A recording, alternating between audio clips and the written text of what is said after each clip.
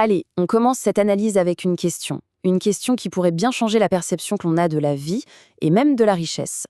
Elle a l'air toute simple, mais sa réponse, elle, a le pouvoir de tout remettre en perspective. Combien vaut vraiment une heure de notre vie? Spontanément, le premier réflexe, c'est de penser à son salaire horaire, non?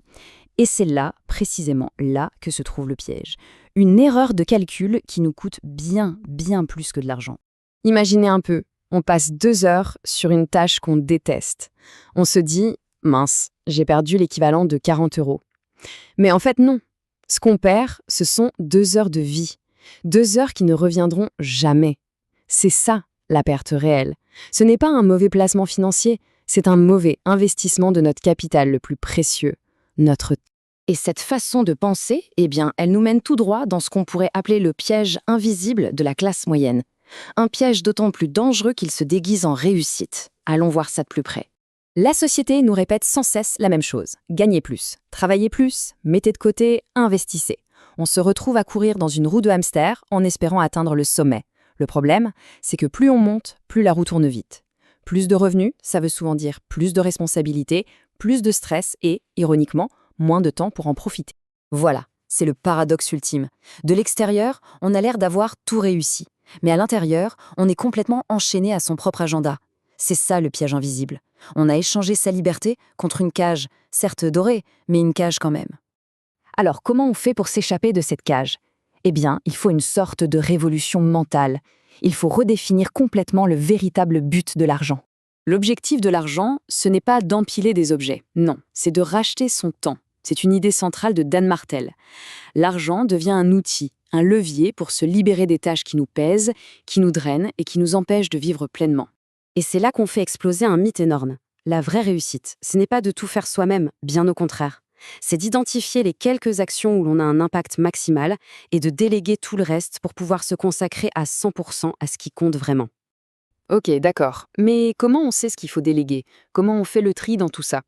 Pour ça, il existe un outil d'une simplicité redoutable, l'acronyme DRIP. Il faut voir DRIP comme un filtre pour traquer et éliminer tous les voleurs de temps de notre quotidien.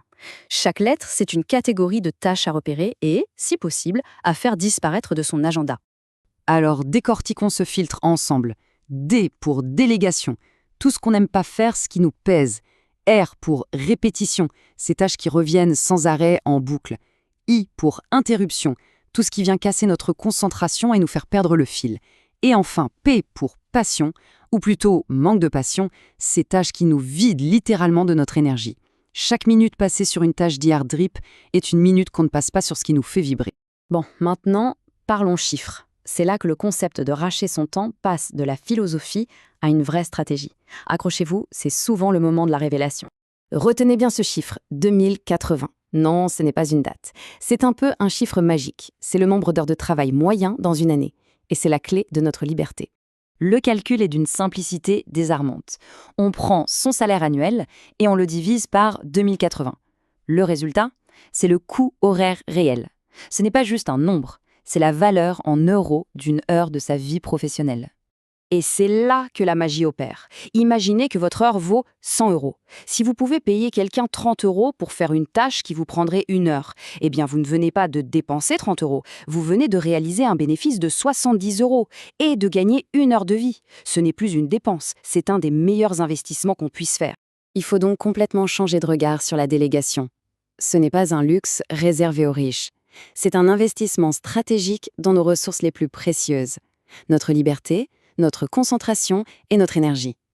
C'est comme ça qu'on s'achète les moyens de se concentrer sur ce qui peut vraiment tout changer.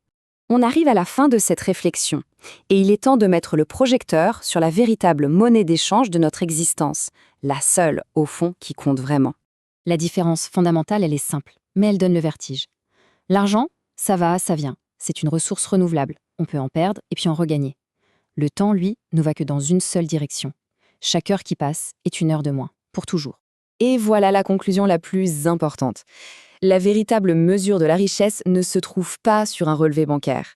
Elle se mesure en heures de liberté, en temps que l'on possède vraiment, sur lequel on a un contrôle total. Alors, la question finale, elle est pour chacun de nous. La vie est un sablier. Va-t-on rester hypnotisé par les grains de sable qui tombent, un par un, impuissant, ou va-t-on enfin lever les yeux pour se concentrer sur la lumière qui le traverse, sur la beauté et le potentiel de chaque instant? Ce choix, et lui seul, nous appartient.